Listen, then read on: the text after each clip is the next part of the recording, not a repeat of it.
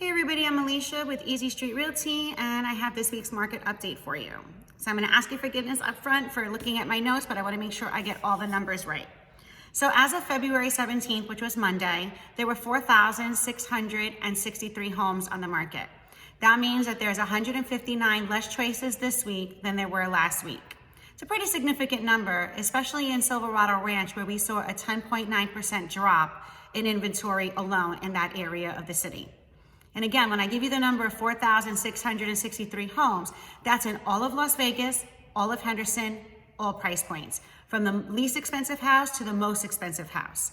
That's not a lot of choices if you think about it, if you're looking, right? Because that includes all price points. So for example, I just looked up on the MLS. If you're looking in the price range from $310,000 to $375,000, there's only 784 choices available, and that includes the whole of Las Vegas and Henderson.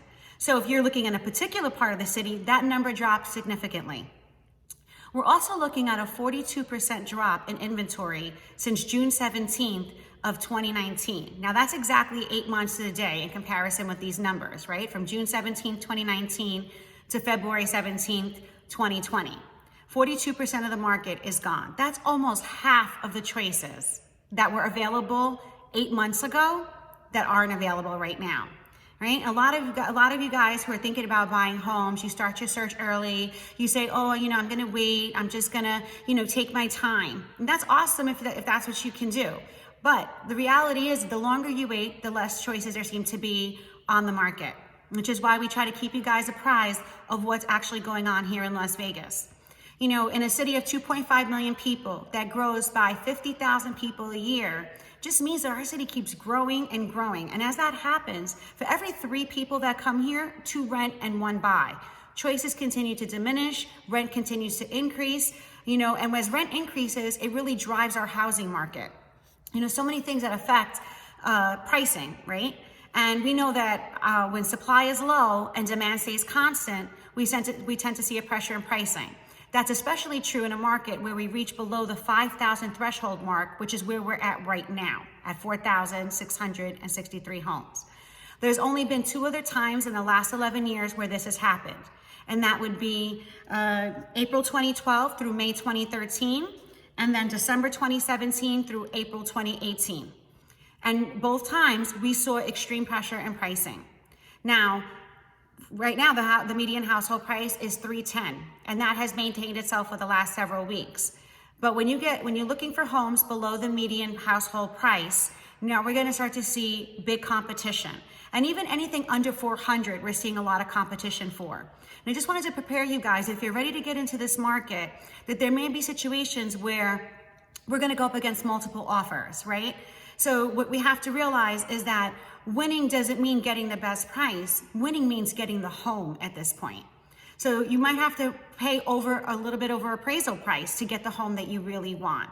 Or we might just have to come in exactly at list price with no concessions. So whatever it is to get that deal done if you really want the home. And that's not us as the realtor saying that to pitch you a sales pitch. It's us giving you the reality of what the market is. I like to prepare you guys to know what's going on in the market so that when we go out there and we start shopping, you know exactly why you're paying the price that you're paying and what we're going up against. I don't know about you, but when I go out there and I shop for something, I know that I want to actually get what I'm looking for. And if that's the case, then we got to pay close attention to the market and the current trends, as well as paying attention to the historical trends so that we know what happens when we get below a certain, level of inventory. Like for example, in 2008, when the bubble happened, there were over 29,000 homes on the market, which is, exactly the opposite of what we're going through right now. So in 2008, we had very high supply and very low demand. And here we are with very low supply and very high demand. So we're actually like in the opposite of a bubble right now. So, that might be a concern for some people, and just wanted to put your fears at ease that we're really not there right now. And that there's, right now, if there's no inventory, we're not anywhere near close to a bubble. So the other thing that I wanted to discuss with you guys is what should you do if you're starting to look for a home? And, most people think that buying a home is like shopping for anything else, right? Look for the item, then you find a store that has it, and then you find somebody to help you. But when you're buying a home, the reality is the first thing you should really do is start speaking to a realtor. One, we can help you get right away, start narrowing down what it is that you're looking for, right? And the second thing is you need to find the lender, and then we find the home. You know, when we connect you with a lender, or you pick a lender of your own, that lender could tell you exactly what price point you should be looking at. Or what if you think that everything is fine with your credit, only to have your credit run and discover, oh my gosh, there's something on there that I had no idea was on there, or something that might be prohibiting you from getting the home that you want. Maybe it's a debt collection that's from when you were 19 years old and you had no idea that it was sitting there, but now it might be preventing you from getting a home. Or what if it's just a matter of, paying off a little bit of debt and getting your credit score a little bit higher so that you could get a better rate and qualify for to purchase more home.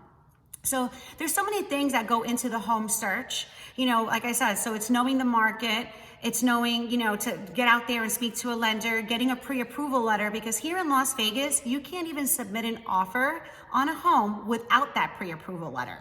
So it's very important. And I know that in other parts of the country, it doesn't really work like that. Being from the East Coast, I know personally that on the East Coast, closings take 90 days. Here they're 30 days. You hire a lawyer there. You don't hire a lawyer here. You have us as realtors representing you. And, it's a completely different animal. So when we suggest to you speaking to a lender right away, this is not something that's strange or, a gimmick or anything else, just trying to get your information. It's actually the reality of how we're going to get your offer submitted, and we're going to be out there, against the competition and what's going on and how to get you the house that you want. So I know that was a lot of information, and if you want any more details about how the home buying process works here, about what's going on in the market, how to connect to a letter here, what's the pre-approval process, please absolutely give me a call. You can direct message me, you can leave a comment on my page, you can email me or call me. I'm always available and to answer any of your questions. I understand that it can be a very overwhelming process, but I'm here to take all that fear away from you guys and make this process as seamless as possible for you so that you can actually enjoy picking the home of your dreams, especially if you're moving here from another state. I've done it myself. It can be, again, extremely overwhelming, but at the same time, it should be enjoyable. So let me help to make the process enjoyable for you, and let me help you find the home of your dreams. Thanks, guys, for listening, and have a great weekend.